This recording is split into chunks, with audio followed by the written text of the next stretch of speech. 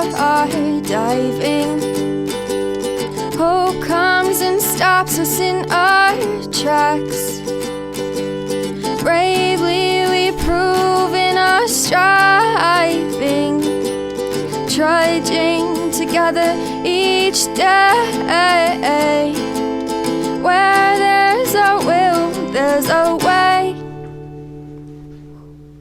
Hello and welcome to this edition of Trudging Together, Raw Recovery with Dion. Today I have a guest, and I've actually known this guy for quite a while. I haven't seen you in a long time. We got to do a little bit of catching up in the last few weeks. But I'd like to introduce Darrel from Denver. Welcome to the show, Darrel. Thank you very much, Dion. Nice to see you again. Good to see you. You're aging nicely. You ought to see that from my perspective. Yeah. So, what we do is we come on here and, we give everybody a chance to come on and tell their stories. Stories are unique in a way that, everybody kind of has certain things that happen to them. And it happens in different ways. So, the whole point of this is for people to be able to connect with other people because everybody's different. But in a sense, being the disease that we have, we're all alike in a way. We're all going for a common goal together, so which is the unity portion. But it all kind of goes the same, so I'm going to go ahead and open it up for you and let you get started with your story. Thank you. Hi, my name is Darrel, and I'm an alcoholic. As we were talking before the show, I don't like to dwell on my drunk log because everybody has one. However, mine is I'm a Chicago street kid.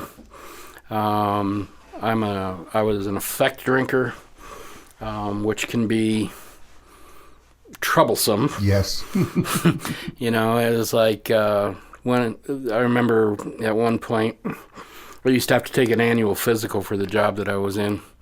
And the doctor looked at me and he said, I was 263 pounds. I had what they call a distended liver. In other words, it was sticking out my side. Yep. Your liver's supposed to be a couple pounds. Mine was like about 4 or 5, something like that. I was jaundiced. And that doctor looked at me and he said, you probably, if you keep this up, you probably got about 4 to 6 months to live. Mm-hmm. And my response to that basically was, yeah, what's your point? Yeah. I looked for oblivion. That's what I did. Mm-hmm. Yeah, the fear of death does not stop us. We're already living in hell. Right, exactly. And don't know if subconsciously that's what I was looking for anyway, at the time. I'm not one of these, I didn't have issues basically, it was like I created them as I drank. Sure. But I didn't come in because my parents were horrible or Uncle Willie got a little too close or any of those things. Those things didn't happen to me. I was a single only child. My parents were upper middle class.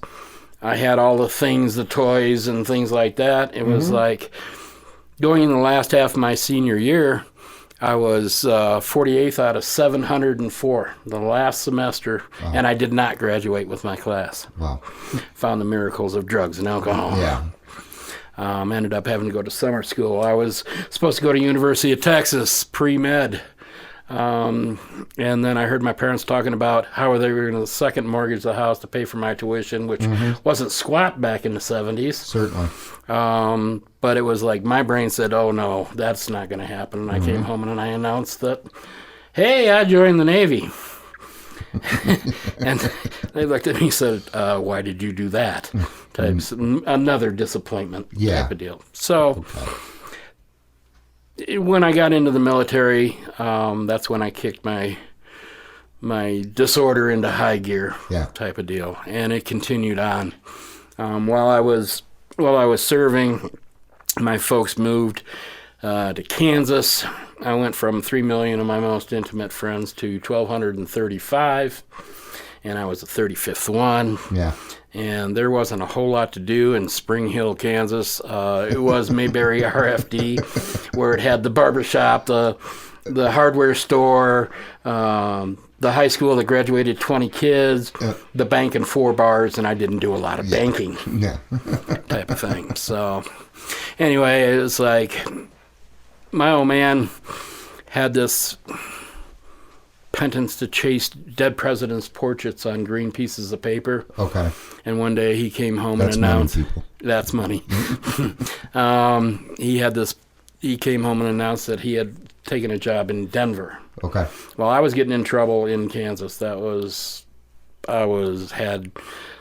I've had 3 DUIs in 3 different states, and Kansas was no exception to that rule. Okay.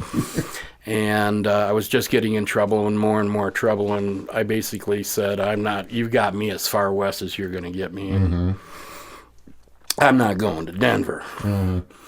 My old man wrote me a letter and basically said, "You're my only kid, blah, blah, blah. At least come out here and try this." So in December of 79, I came out for Christmas. He fed me elk steaks. I went skiing. I moved in February. Yeah. Just in time for his birthday. And that's how I got to Denver. Well, obviously, once again, I was in 750,000 people and had a lot of access. I got a great job. Came out as an iron worker working downtown, making stupid money, of which I have not a dime to show for it. But met a woman who is the mother of my kids. We call her the egg donor because, well, that was my kid's term, not mine. And ended up with 3 kids. Drinking continued on. She took off, left me with the kids. Okay.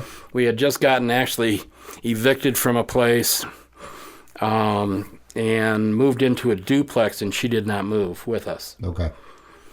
And again, I was in the midst of, I was heavily into my cups, let's put it that way. I remember waking up it was a split-level duplex, and I remember my moment of clarity was I woke up on a Monday morning sicker than a dog, looking through the fog. And you could look over my balcony, and you could see the kitchen on the right, the living room on the left, and sitting at the kitchen table were my 2 boys at either end of the table in their underwear. I can remember to this day they were eating alphabet cereal. And my daughter was in her underwear, and she would take a couple bites of her cereal, and then she would rifle through a basket of laundry. And it just looked like chaos to me. Yeah.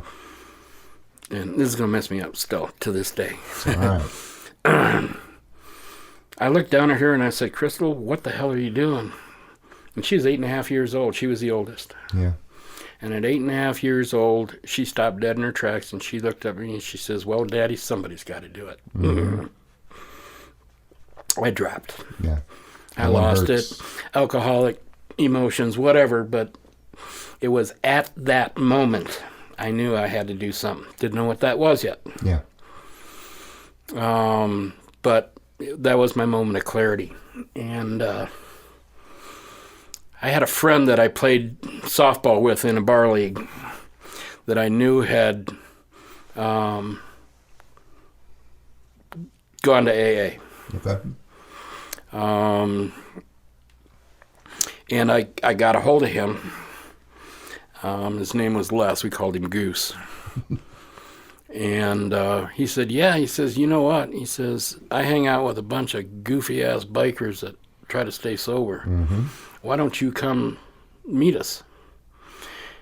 And I thought about that. And I said, "Okay, I'll try that." And so anyway, I showed up on a Thursday for a meeting. Back then it was at 70th and Broadway here in Denver. Yep. And there's a big industrial complex, light industrial complex, and had this little narrow hallway opened up to this huge room. And they used to pack that thing. Yep. But this night it was like I got there and I stood out in the hallway right across from the coffee bar. And I'm nervously looking at my watch, and it's getting closer to meeting time. And there was this big old leathered out, tatted up, ugly biker behind the coffee bar. He goes, dude, he says, why don't you just like go on in and have a seat? And he said, I'm sure your friends will show up. And he goes, I went, yeah, okay, whatever. He goes, but before you do, he says, give me a hug. I looked up at him and I said, fuck you. And you know what happened? He came around that coffee bar and gave me a hug. It wasn't a damn thing he could do. Forced love in AA. I showed up the next night for the hug. Yeah. You know, I thought that I was independent, didn't need anybody, didn't want anybody in my life. When I actually realized was I was starving for human companionship and compassion. We don't even know that. We don't even know it until we realize, you know, that it was gone. Right. You know, I had no clue. We don't even know it. It was like I was, being an only child, I had that self-sufficiency all by myself. Anyway, type of deal. Yeah. And it was like I thought that's the way that it was. You know, I had no really close friends, those kind of things, you know. Barely had family. I had 3 kids that I didn't know how to take care of. Yep. You know, I celebrate September 8th, 1990 as my sobriety date. I'm not positive if that's actually the day. Okay. What that is that's the date that's printed on the top of a restraining order that a Jeffco sheriff served me, and I was sober the day that he gave that to me, and that's why I use that date. Hey, you know what? It's government paper. Works for me. me. Right. Sheriff signed it. This is my sobriety date. Right. That's exactly it, too, and that's why I use that. And somewhere in stores, somewhere, that piece of paper still exists. But those guys, they told me things. They told me things like, you know, we'll love you until you can love yourself. All this weird crap. They told me to get a big book and read it and get a sponsor and use them and call them and those kind of things. And it was like, I had a hard time with that. Yeah. It was like trying to let go. I drank it like, I don't know, 14 days I drank it, 21 days. I remember one time I drank it 29 days. Okay. And then I got a chip. I got that red chip. I got 30 days, and I drank. And I got another 30 days, and I drank. And then the third chip I got a third red chip, 30 days. And after the meeting, this other old crusty biker come walking up to me and goes, you know, motherfucker, those things come in other colors. Why don't you try some? That's what I love about some AA places, though. I mean, they are different. We're talking about Putt and Sober. Putt and Sober.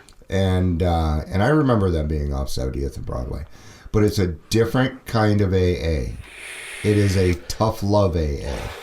It isn't a, hey, it's going to be all right, because it's not all right. It's not a coddling. Nope. You're going to be just fine and come here type crap. It was what I needed, though. Yep. I found out through that experience that their motorcycle boots fit my sphincter really well. There was no nonsense. I mean, these guys backed me up. If I remember one time I showed up drunk to a meeting. Really a dumb thing to do. Yeah, especially at Putt and Sober. And about 5 of those guys backed me up into a corner and said, you need to stop. And eventually that all settled in, you know.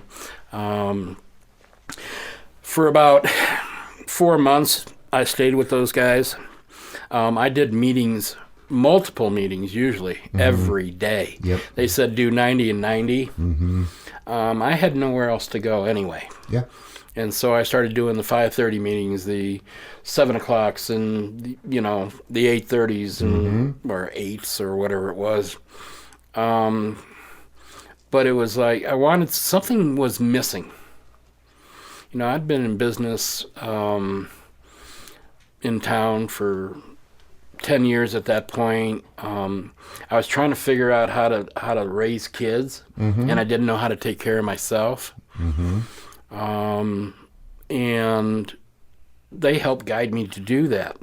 But I wanted more than just the biker type of lifestyle. Yeah. I am that guy. Sure. I've been riding since 75, but there was more that I wanted out of that. Yeah. You know, I remember my sponsor, his name is Redman. It's a name I haven't heard in a long time. We're still in touch here and there. Awesome. It is awesome. And so it was like, you know, he asked me, what did I want? You know, and one of the first goals that I really wanted out of sobriety, I tell people today, it's like if I made a list of the things that I wanted from sobriety, back when I first sobered up, I'd have cheated myself. Yeah. But one of the first things I wanted to be able to brush my teeth in front of a sink just like everybody else. Isn't it nice? Because I used to brush my teeth in the shower because my toothbrush had become a weapon. You know, it's like I would get sick and gag, and I was already in the shower, so I could get cleaned up type of deal. And one day I was brushing my teeth in front of the sink. And as soon as that happened and I realized it, I wanted more. And so Redman had a saying, he used to get out of the ignorance and into the education of the disease. And through that process, I took that to heart. I did go back to school, and my background is mechanical engineering. Okay. And so I'm kind of anal sometimes about stuff. Kind of, sort of, maybe. I need to know type crap. And I started getting into that. And one of the first stats that I found was that 1 in 34 of us survived this. Yep. I decided to try to stick around long enough to really piss off 33 other people. That's right. But the other thing that he had a girlfriend and kids, and I wanted to know how do you raise these kids? You know, how do you save money and be able to afford and do these things? And he helped me through that process. You know, I've never fired a sponsor. I've always added to them type of deal. Certainly. Redman is still, to this day, a dear closed-mouth friend that I could go to anytime if I wanted to. Certainly. But the next guy that I asked to take me through the steps, and Redman took me through my first set of steps. Oh, that was a process. I had my ninth step took about, actually to finish it, my ninth step took about 3.5, 4 years. I believe it. Well, most of my amends were back in Chicago. Yeah. Okay. All right. And so I had to travel that in Kansas. So, and some of them were not. They were. I was a nasty human being. Let's put it that way. Without getting into a lot of detail, but I got a hold of a businessman, and a very good guy, funny, John G. And, you know, one of the things they said that a sponsor he's not an employer, he's not a bank, and he's not a hotel clerk. Basically, he became that type of deal.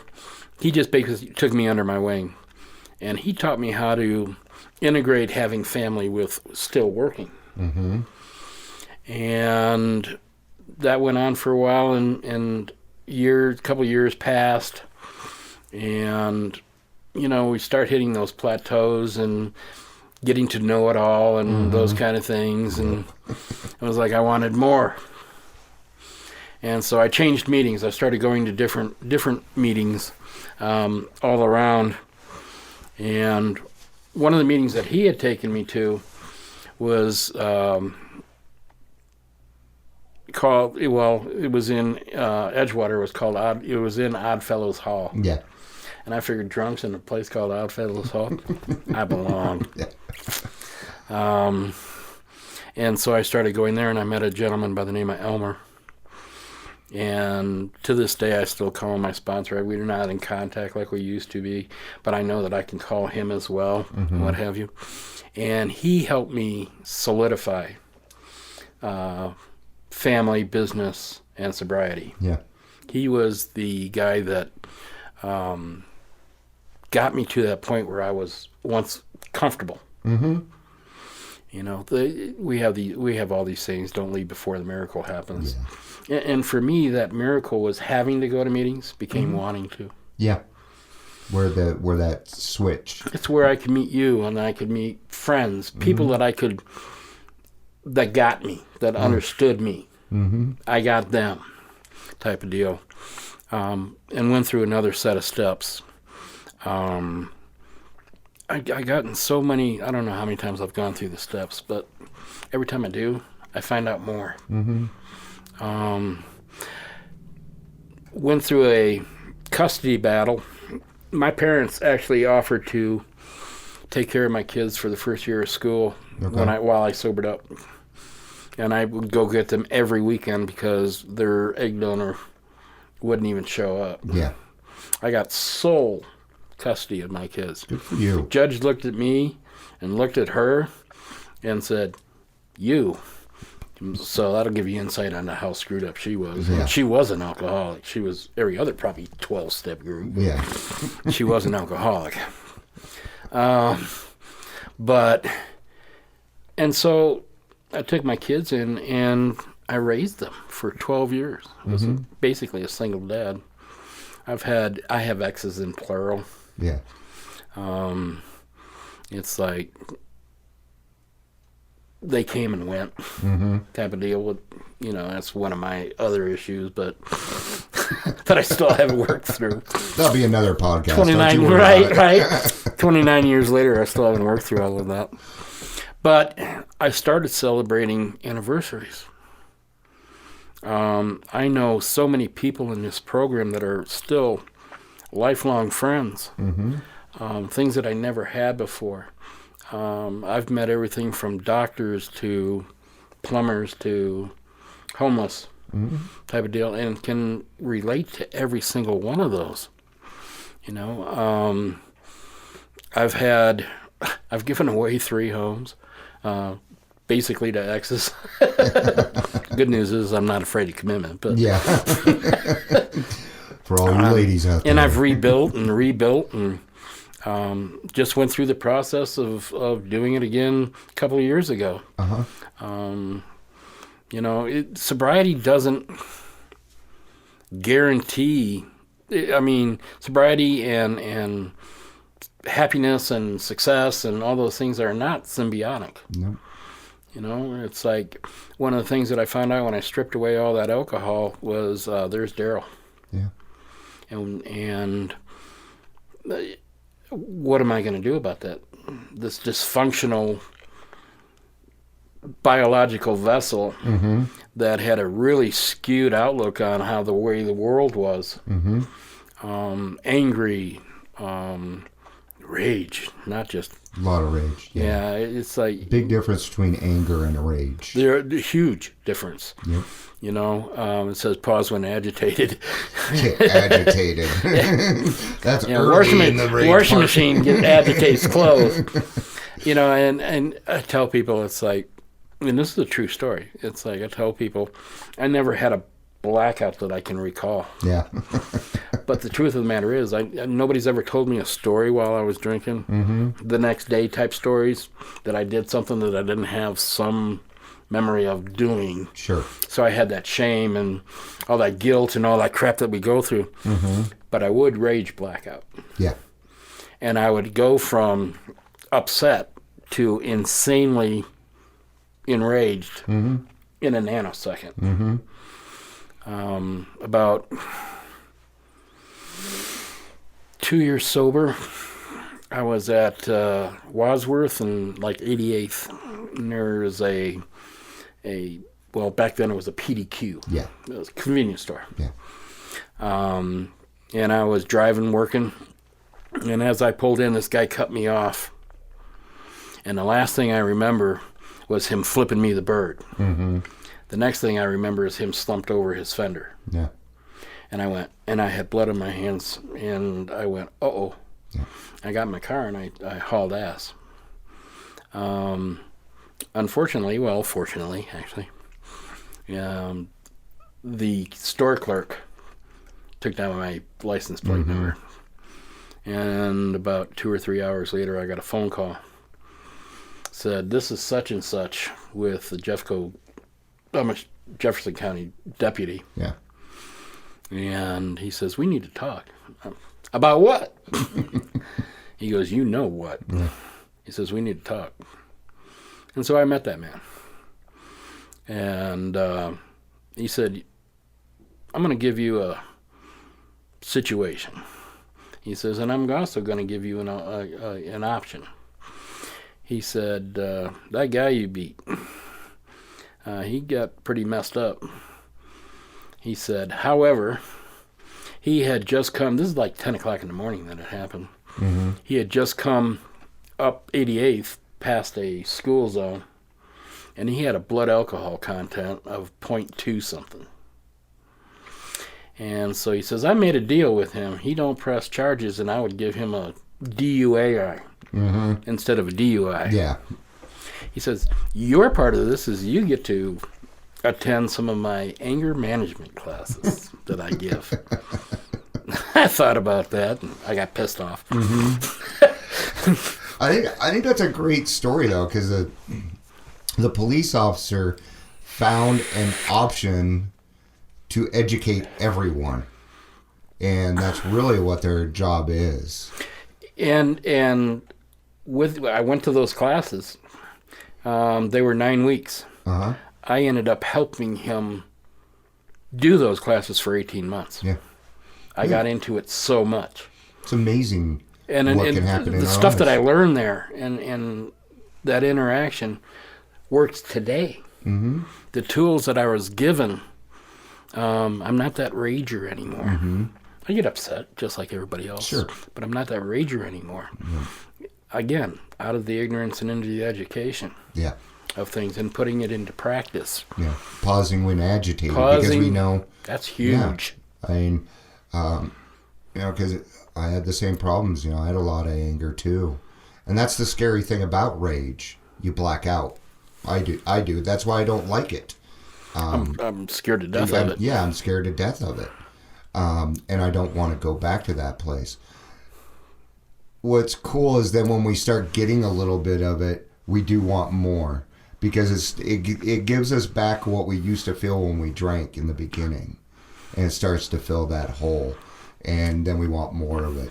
Well, I'm a page 21 drunk, man, and I'm cross addicted. Okay. I did drugs, intravenous drugs, and blah blah blah, all that stuff too. So if it feels good, smells good, looks good, tastes good, or sounds good, there isn't enough of it. Yeah. Exactly. And that works in my recovery as well. If it's, I love new adventures. Mm-hmm. And I'll go try just about anything one time. It's kind of like when your kids, they say they don't like broccoli. It's like, you got to try it. Yeah. And then tell me you don't like it. If you try it, tell me you don't like it, we're good. Yeah. If you just do that point blank just by looking at it, no, not going to happen. And so I do that. I try it. Mm-hmm. And if I like it, probably going to do it again. Yeah. And sobriety did that. Mm-hmm. I have met some incredible people through 29 plus years now. Yeah. Some of them are really assholes. But they made an impact on my life. Mm-hmm. Learning acceptance and all those things that we're supposed to learn. There's something I learned a different value system. Yeah. It's like, I don't want that in my life, so we're probably not going to hang out. Yeah.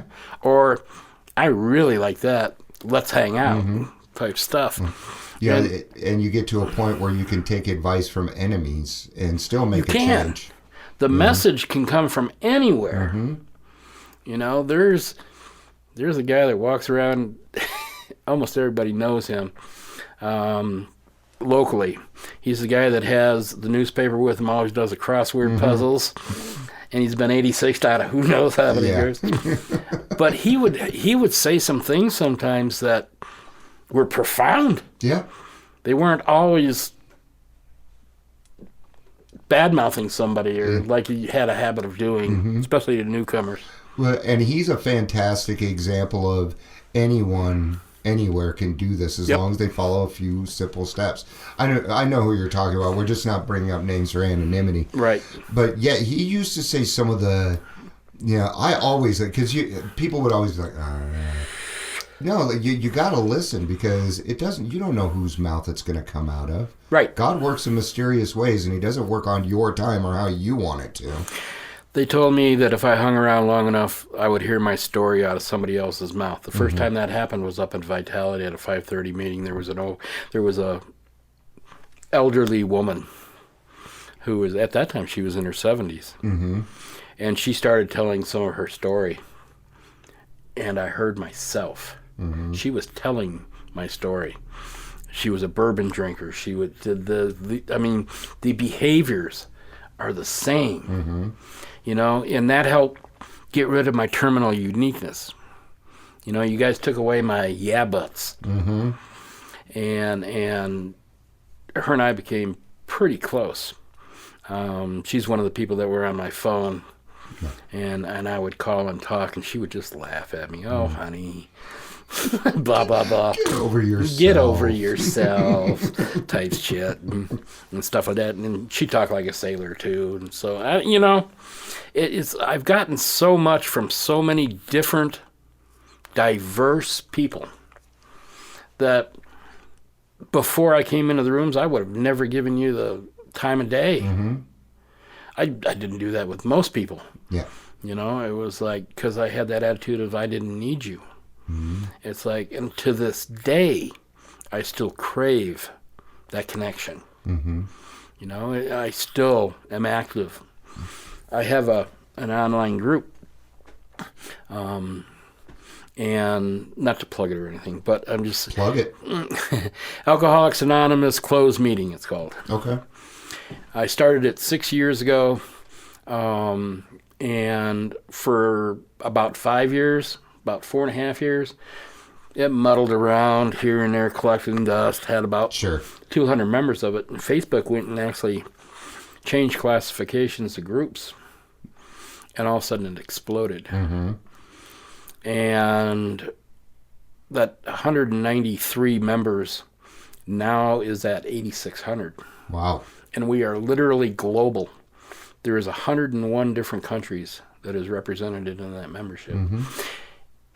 The one thing that, our primary purpose is to carry the message. Online, it's a little bit different. Yes. And as much as we have hundreds and hundreds of newcomers, mm-hmm. and we might be the first face or voice or words that they see about recovery.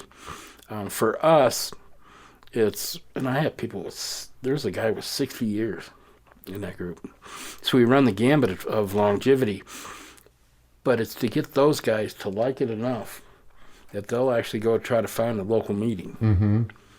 If we can get them to go to a local meeting and actually do it, they're scared to death to go do that. Mm-hmm. I don't know how many times somebody's got, I went to my first meeting, it was great, type stuff. Yeah. And so we do. I have a vessel or a vehicle that I can literally reach tens of thousands of people. Mm-hmm.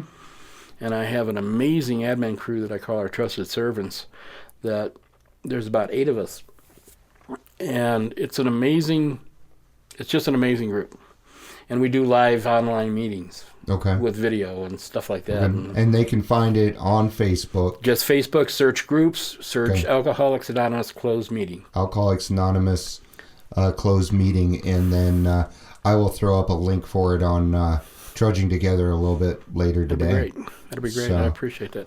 It's I call it closed meeting because to get in, you have to answer 2 questions. One, are you an alcoholic? Yeah. You have to say yes. Yeah. Because people it's really weird. I found out that closed meetings around here, everybody goes around the room and introduces themselves. Yeah. That's not true across the world. No, it's not. It's supposed to be open to anybody that's an alcoholic. For us, I just wanted it alcoholics, just to make sure you're an alcoholic. So, Sure. they can lie. But who's going to lie about it? Well, yeah, I want to be an alcoholic. Yes. Right. So, but anyway, my years of recovery have been, and still to this day, more will be revealed. I've tried to stay open-minded, to learn new things. Mm-hmm. And it's like, I'll still go into the big book these days. I have not got that thing memorized. Yeah. I have to search. Like when I sponsor somebody, it's like, somewhere in the book it says this or that. It's like, where is that? I don't know. Let me go look. Go ask that guy. He's a big book thumper. He knows. Besides, I have a third edition, and he might have a fourth. Yeah. So the first 164 are the same, but after that it's different. Yeah, it's changed. So. And AA has changed. Certainly, AA has changed. Yeah. And I'm not sure for the best, but whatever. I think the message needs to stay the same, and I agree. Will be good. Principles before personalities. I think if we keep those things in mind, we'll be just fine. But it's going to change. So. The world changes. So, and we're a microcosm of the world. Mm-hmm. We're just a cross-section of society. Yeah. We start out as probably the dregs of it, but we run the gambit. We do. I remember I think it was 4 or 5 months sober, and of course we don't take care of ourselves. And I got a sinus infection, and it got so bad. I felt my face was going to explode, and somehow, some way, I ended up over at Put and Sober, and there was a woman by the name of another friend to this day, Nurse Lynn. She looked at me and she goes, we need to go to the hospital. Mm-hmm. And the next thing I know is I'm in St. Anthony's North, and the next morning they drugged me, they did this and that and what have you, and I woke up the next morning and this doctor was taking my pulse, and he looks down at me and says, you don't fucking know how to take care of yourself, do you? I was like, this is a doctor. He goes, your white blood cell count is off the charts. He says, I'm going to try this new stuff, and he hung this bag of antibiotic that was orange, and I watched it drip down, and I could actually feel it. Yeah. When it hit the needle. Yeah. And he looked at me and says, if this doesn't work by tomorrow, he says, I'm actually going to cut your face off and scrape that stuff out. No. And I looked at him and I said, who are you? He goes, just another drunk. Yeah. He was in recovery. Yep. And, of course, Nurse Lynn and those guys told him I was new and what have you. I still know him. He's not doing as well these days, just age. Yeah. Type of deal. So that was that was another thing that they told me, if I stuck around long enough, that I would live to see a lot of people get buried. Yeah. And that's been a truth. You'll see a lot of miracles, and we have lost a lot of old timers this last year. Yep. Some really good people. So, well, is there anything else? No, it works. Yeah. Give yourself the gift of life. If you're new to this program, work it, participate in. They told me that it wasn't a spectator sport. Mm-hmm. Participate in your recovery. Absolutely, it's well worth the rewards. So it is. There's promises that come with it, and they're ongoing. Come at the third. They come at 6, 9. They come at 3s. AA likes their 3s. They do. So, well, thank you very much for being on with us today, Darrel. Thank you. I appreciate your time, and it's good to see you again. I think we can take a lot from this. It doesn't matter where you come from. I mean, heck, Darrel grew up in a great home, had great parents, but yet once the alcohol started taking over, it took over quickly and ruined his life. Then there was an intervention, and I really love that one, because for me, what happened was, it was my family too. The fear of losing my kids again, and losing my current wife was just not acceptable to me anymore. And I had to make that change. And I made that change by going in, being humble, saying, I need help. And So remember, you don't have to do this alone. This is a we program. And by we, I don't mean small, I mean big. So everybody hang in there. You are a miracle. And if you haven't experienced it, please stick around until the miracle happens. Please. Sure. You don't have anything else to do. Trust me. All right? So everybody, thank you for listening. This has been a great podcast. I enjoyed being here. I love you all. Peace out and have a day.